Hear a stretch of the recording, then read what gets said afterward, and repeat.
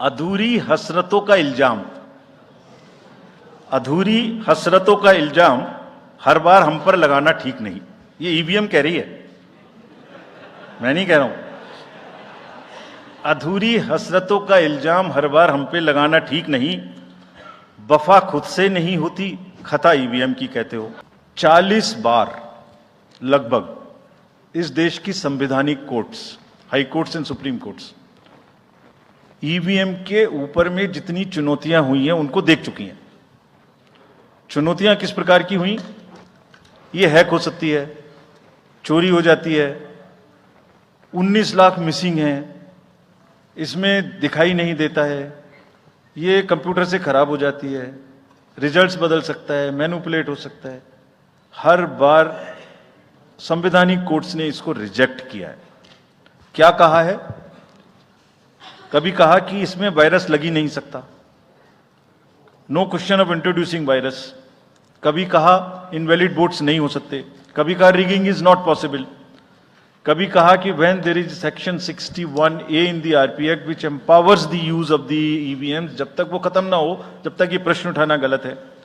कभी कहा कि EVMs are foolproof devices for counting and allegations of tampering are baseless. कभी कहा कि आप एक के बदले 5 वीवीपैट गिनिए, वो हमने शुरू कर दिया। अब तो ये आ गया है नतीजा कि कोर्ट्स ने जुर्माना लगाना शुरू कर दिया। दिल्ली हाई कोर्ट ने मिस्चीवियस कहते हुए 10,000 रुपए का जुर्माना लगाया, फिर माननीय उच्चतम न्यायालय ने 50,000 रुपए का जुर्माना लगाया। अभी फिर रिसेंटली माननीय उच्चतम न्यायालय ने एक पिटीशन खत्म की है। कितनी बार सुनेंगे? क्यों बार बार वही बिलाप करना है? कोई चीज है तो हमसे पूछिए। हैक नहीं हो सकती, किसी सूरत में नहीं हो सकती, एंड जो परिणाम आते हैं वही प्रमाण है। बार बार परिणाम आते हैं। कोई भी ईवीएम लेके बैठ जाता है सोशल मीडिया पे, वो डिब्बा लेके एक बैठ जाता है।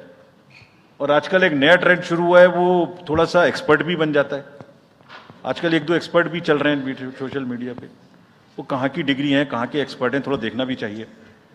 वो बताते हैं कि ये डिब्बा है, वो टूल बॉक्स जैसा डिब्बा होता है, उसके अंदर में क्या है पता नहीं है, उसमें से एक गत्ते के डिब्बे में से एक स्लिप भी निकलती है।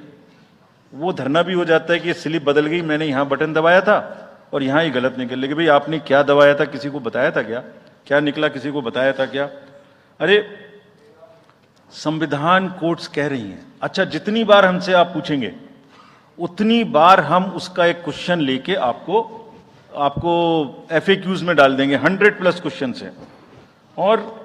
और भाई political parties have come into existence because of the EVMs. There are many smaller political parties which in the age of the ballot papers might have not come into the existence. It was the fairness and the political parties know in the heart of their hearts. सब EVMs का 3-3 बार mock poll होता है, candidates के सामने में होता है। फिर भी अगर कुछ आप किताब लाए हैं, किसी के पास है क्या? एक हमने किताब भी बनाई है, एक जितने लीगल केसेस, 40 केस, देखिए these are 40 cases on EVM. इसमें FAQ भी है, आप सब लीजिए इस किताब को हमसे। इसमें FAQ भी है और इसमें फ्लो चार्ट्स भी हैं। देखिए हमारी वेबसाइट पे है ये, थोड़ा पढ़ने का तो कष्ट करिए। खासतौर से जो एक्सपर्ट महोदय हैं, वो बहुत सारे एक्सपर्ट्स हैं यहाँ, मतलब कंट्री में कोई भी बन जाता है, किसी पे कोई रोक नहीं है। हमने इसमें चार्ट भी लगाया है कि कितनी बार सत्ता में रहने वाली पार्टियां ईवीएम ने बदल दी। तो मुझे भी ईवीएम पे फिर मैं रात सोच रहा था ये प्रश्न तो आएगा जरूर, तो फिर रात को मैंने कुछ लिखा अपने हाथ से, वो फिर आपको सुनाता हूं। अधूरी हसरतों का इल्जाम, अधूरी हसरतों का इल्जाम हर बार हम पर लगाना ठीक नहीं। ये ईवीएम कह रही है, मैं नहीं कह रहा हूं। अधूरी हसरतों का इल्जाम हर बार हम पे लगाना ठीक नहीं, वफा खुद से नहीं होती, खता ईवीएम की कहते हो। और बाद में गोया जब परिणाम आता है तो उस पर कायम भी नहीं रहते, आप ही के पक्ष में रिजल्ट आ जाता है। ये क्या बात है भाई? कितने दिन EVMs are 100% safe, 100% sure. We know now in last 2 years, again, we have done large number of improvements.